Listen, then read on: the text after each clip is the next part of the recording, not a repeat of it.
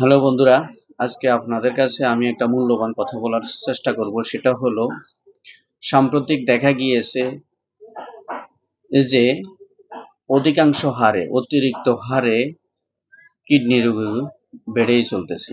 হোক সেটা শিশু, হোক সেটা মধ্যবয়সী, হোক সেটা বৃদ্ধ বয়সী। আমাদের দেশে অতিরিক্ত হারে অগণিতভাবে কিডনি রোগী বেড়েই যাচ্ছে, এবং সেইগুলো অবশ্যই আমাদের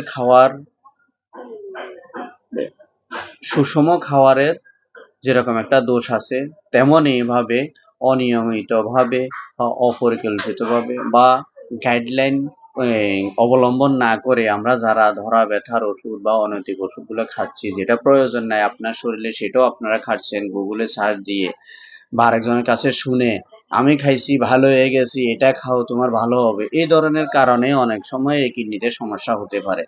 আরও অনেক ক্ষেত্রে দেখা যায় কি, হুট করে একটা আপনার এই জ্বর হয়েছে, হুট করে ওষুধ খাওয়া। আসলেও জ্বরটা একটা রোগ না, জ্বরটা একটা অন্যান্য রোগের উপসর্গ।